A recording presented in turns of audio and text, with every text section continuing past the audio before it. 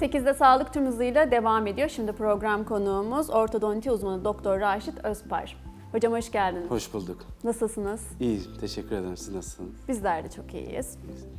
Hocam şimdi siz bir ortodonti uzmanısınız ve bizim merak ettiğimiz şöyle bir konular var. Çok da fazla diş hekimlerini ağırlıyoruz burada ama bir kişi ortodontik problemi olduğunu nasıl anlar ve size ilk nasıl başvurur? Kişiler ortodontik problemlerini direkt ağızlarına bakarak aslında anlayabilirler.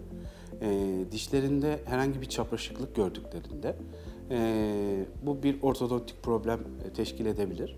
Bir diş hekimine direkt başvurabilirler. Genelde diş hekimleri ortodontik problemleri teşhis edebiliyorlar ama onların da yönlendirmesiyle hastalar bize gelebilir, ortodonti uzmanlarına muayene olabilirler. Hocam ortodonti deyince aklımıza hep böyle tel tedavileri gelirdi ama günümüzde artık bu da biraz gelişti ve şeffaf plak tedavileri başladı. Evet. Artık şeffaf plak tedavisi nedir? Kimlere uygulanır? Kaç yaşından itibaren yapılabilir? Ülkemizdeki ilgi ne durumdadır? Biraz bahseder misiniz? Tabii. Şeffaf plak tedavileri hareketli ortodontik tedavi dediğimiz sistemin bir parçasıdır. Aslında 10-15 yıldır dünyada kullanılan bir yöntem. Ama son 5-6 yıldır gelişen teknolojilerle ve uygulanan yeni sistemlerle bir tık daha hizmet vermeye başladı. Daha iyi hizmet vermeye başladı bize. Bundan dolayı günümüzde de tabii artık tercih meselesi.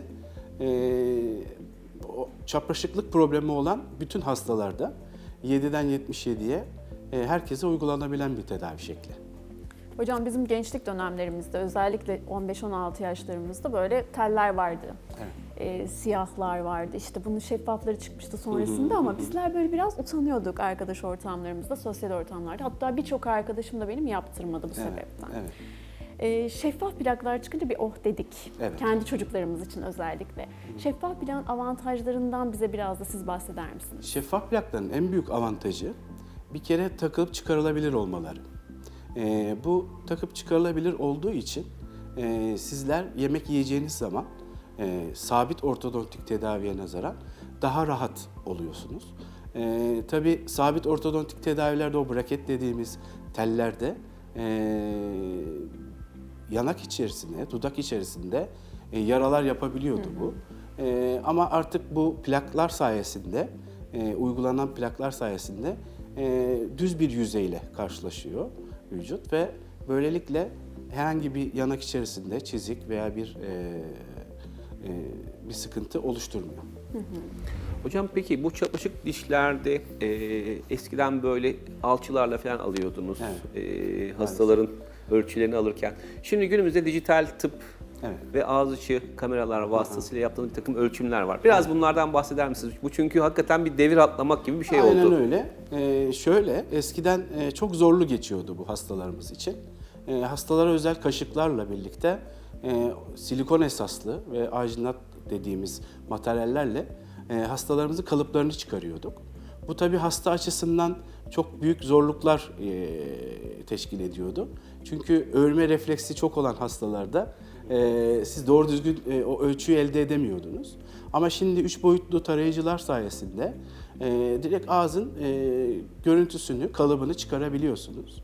Bu süreçte tabii ki sadece hasta açısından konfor sağlanmadı. Teknisyenle olan ilişkimizi de birazcık bu rahatlattı.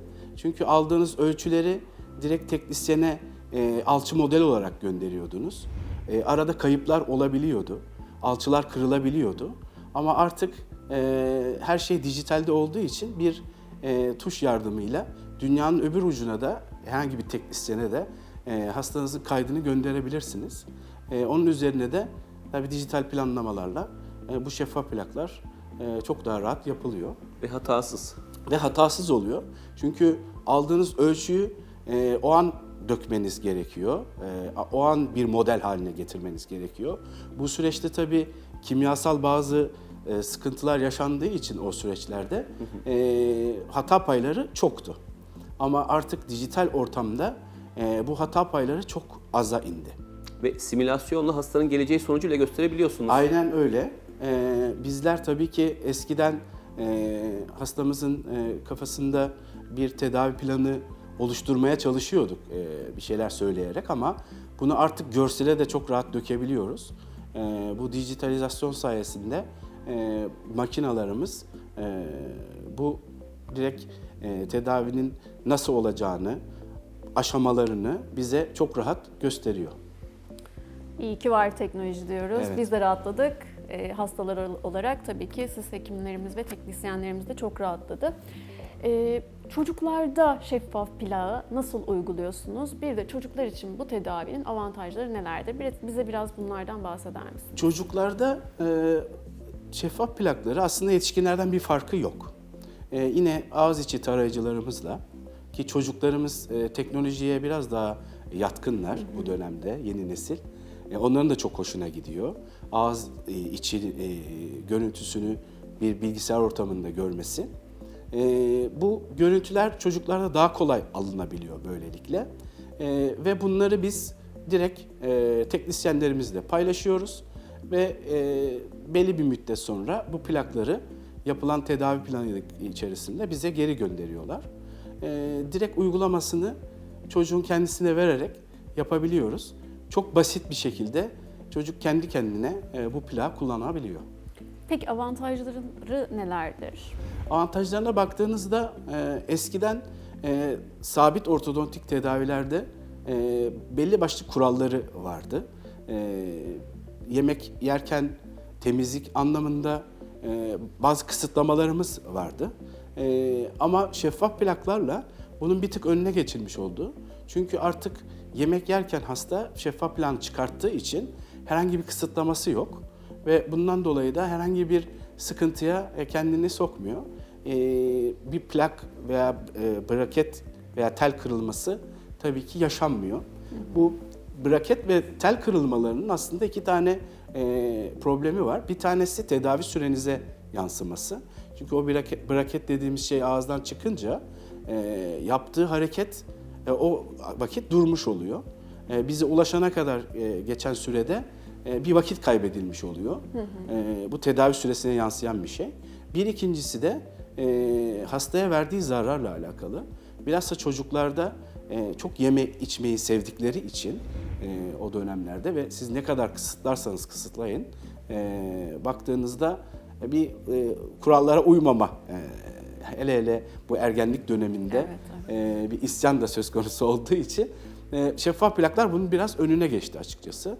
Bu anlamda çok avantajlı hale getirdi. Peki hocam şeffaf plaklara çocuklarda başlama yaşı nedir? Aslında karışık dişlenmeye başladığı zaman hasta başlanabilir. Eğer bir problem varsa ki bu yaş olarak 6 veya 7 yaşında diyoruz. Zaten bizler ortodontistler olarak çocuk hastalarımızı en az 6 yaşında görmek isteriz. Çünkü karışık dişlenmenin başladığı döneme denk gelir bu. Yani karışık dişlenmekten bahsettiğimiz şey dişler döküldükten sonra çıkınca mı? Evet, süt dişlerinin dökülmeye başlayıp kalıcı dişlerin gelmeye başladığı dönemden. O dönemden bahsediyoruz. Yani 6-7 yaş gibi. 6-7 yaş gibi başlıyor. 12-13 yaşlarına kadar devam eden bir süreç. Bu süreçte tabii başlangıcında bunu yakalamamız çok önemli. Çünkü yapacağınız çok ufak bir hareketle siz problemin çok büyük problemlerin önüne geçmiş oluyorsunuz. Şeffaf plaklar da bu anlamda bayağı avantaj sağladı. Peki çocuklar. erişkin için bir yaş grubu var mı? Yani bir yaş sınırlaması var mı daha doğrusu? Erişkinlerde ben her zaman şöyle söylüyorum hastalarıma da. Bu arada kliniğimde 70 ve 74 yaşlarında 2 tane hastam var. Evet. Bugüne kadar braket takmak istemedikleri için şeffaf plakları da duyunca bize başvurdular. Bizim için önemli olan erişkinlerde diş sağlığının çok iyi olması gerekiyor ve dişi çevreleyen dokuların, kemiklerin, diş etinin de aynı şekilde sağlıklı olması gerekiyor ki biz dişi hareket ettirebilelim. O yüzden 70 yaşındaki bir hastaya da bunu uygulayabilirsiniz. Oradan bir yaş aralığımız yok. Peki hocam çok teşekkür ederiz verdiğiniz bilgiler için. Çok faydalı oldu bizler için. Özellikle ben de çok yakın zamanda çocuklar için tercih ettim bu yöntemi ve gerçekten çok kolay gidiyor işimiz. Çok teşekkürler. Ben teşekkür ederim. Verdiğiniz bilgiler için. Efendim program konuğumuz ortodonti uzmanı Doktor Raşit Özpar'dı. Kendisine verdiği bilgiler için tekrar teşekkür ediyoruz. Programımız tüm hızıyla devam ediyor.